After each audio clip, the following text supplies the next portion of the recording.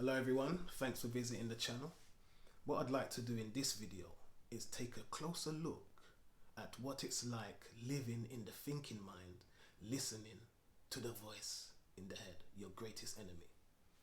Question: why is it the vast majority of us are totally unaware that this thing exists? It's because we think we are the voice in the mind. We think all we're doing is having a conversation with ourselves in the head, which is mad. This is why it remains undetected. You see, at this stage of our understanding, it would be helpful if we adopt the idea that the voice in our mind is completely separate from our true selves. You see, when we're in our visual mind, we're silent.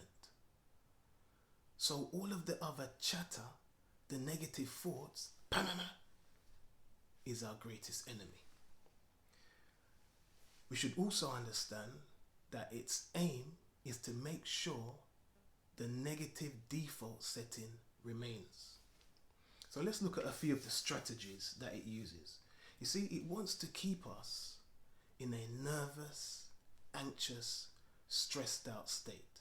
And one of the ways it does this is by judging and commentating on everything we do, see, and hear.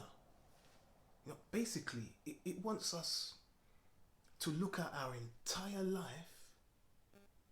in a negative way. Example: your financial status. Right now, you may not be living as abundantly as you would like to live. So your mind will attack you and shame you. Maybe you're single and you'd like a boyfriend or a girlfriend. This is another opportunity for your mind to attack you. It could be your body right now. You could be underweight, you could be overweight. Your mind is going to attack you. You see, basically, it wants you to relive your worst memories over and over and over again. It could be the fact that, it will remind you that someone long time ago insulted you or shamed you. It wants you to feel embarrassed. It's going to remind you of all different situations that are negative. You see, right now with the things I've mentioned, we're only scratching the surface. This thing has got so many ways of attacking you. It's like a vicious cycle of memories. Another thing it likes to use is guilt. You see, if you've done something that you feel guilty about, it could be years ago. If you wouldn't do the same thing now, forgive yourself. Because what you're doing if you don't forgive yourself is condemning an innocent person. And I'm going to leave it there. Another situation where a lot of people will be able to relate to this is bedtime.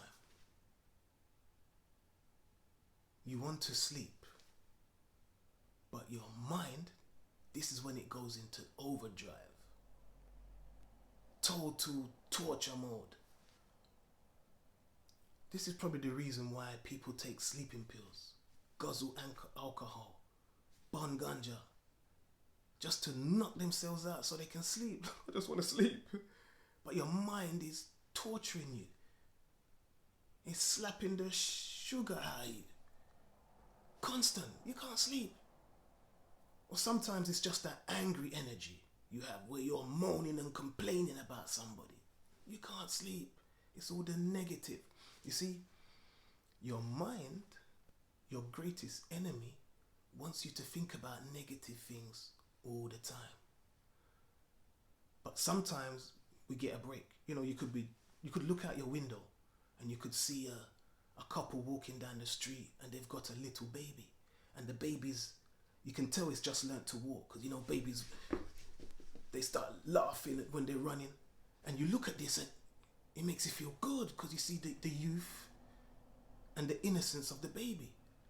Now, that nice feeling will last for 20 seconds. because your greatest enemy will then turn to you and say, but hold on, you don't have a baby. You're not married. And you know why? It's because you're fat and you're ugly and your breath stink. Instantly you're deflated. And this is how it works. We're from one negative thought to another. You could spend 10 minutes in one thought, 20 minutes in another, and it just repeats. Now, many people live like this every day. Some people like this for their entire lives.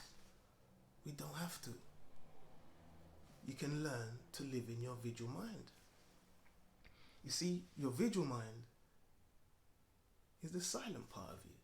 See, once you start the training of becoming visual, it's easy to recognize the enemy because your visual mind's not talking. It knows it doesn't need to talk. It's just aware and watchful.